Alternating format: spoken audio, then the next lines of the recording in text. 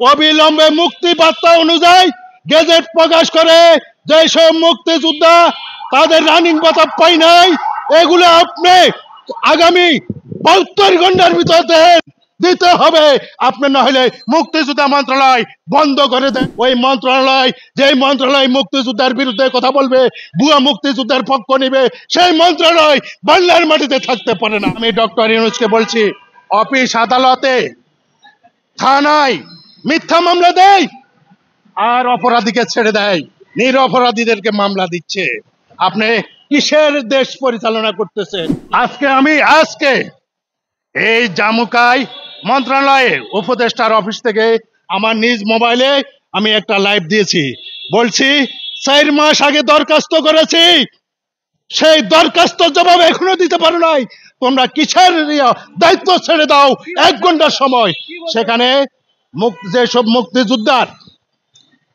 মুক্তিযোদ্ধার রানিং ভাতা স্থগিত করছে এবং হাইকোর্টে রিট করার পরেও ওই জামুকা ওই ইউনো অফিসে যাচাই বাছাই কমিটি কারণে যারা বাদ পড়েছেন অরিজিনাল মুক্তিযোদ্ধারা, তাদেরকে ভুয়া মুক্তিযোদ্ধারা বাদ দিছে ওই যাচাই বাছাই কমিটির মাধ্যমে, ঘুষের টাকার মাধ্যমে।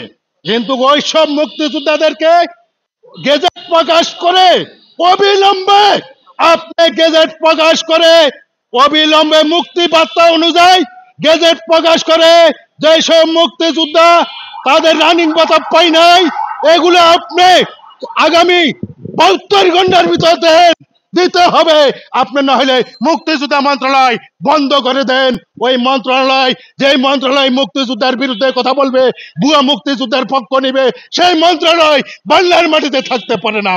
সেই মন্ত্রণালয় নামে কোটি কোটি টাকা আজকে সরকারের খরচ করতেছেন, কিন্তু মুক্তিযোদ্ধারা পাইতেছে না। আমি ডক্টর ইউনূস সাহেবকে, আপনি কি নিয়ে কথা বলেন? আপনি বার্মাতে করিডোর করছেন। আপনি যদি চট্টগ্রাম বিভাগ যদি বাংলাদেশ থেকে আলোক হয়, সেটা দায়ভার আপনি ডক্টর ইউনূস নিতে হবে। আপনি জানেন আপনার তলা আছে। যদি চট্টগ্রাম বার্মা সরকার যদি আক্রমণ করে, এটা দায়ভার আপনি ডক্টর ইউনূস নিতে হবে। ওটা বেচে দেয় নাই, এটা বার্মা আরাকান রাজ্য বলে দাবি করে।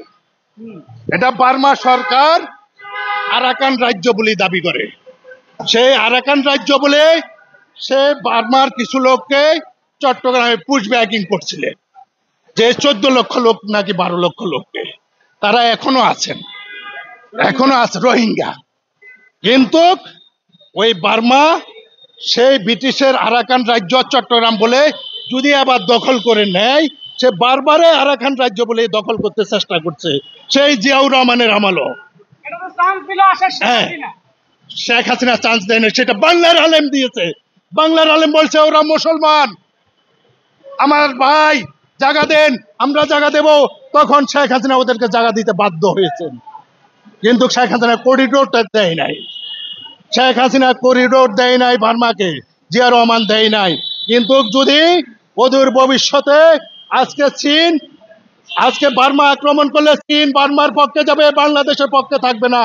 আমরা সুস্পষ্ট কথা বলি, যারা বিবেক আছে, যারা দেশ নিয়ে গবেষণা করেন, তারা বুঝবেন, এছাড়া বাংলার কেউ বুঝবেন না। এই বলে আমি ডক্টর ইউনূসকে বলছি, অফিস আদালতে থানায় মিথ্যা মামলা দেয় আর অপরাধীকে ছেড়ে দেয়, নিরপরাধীদেরকে মামলা দিচ্ছে। আপনি কিসের দেশ পরিচালনা করতেছেন?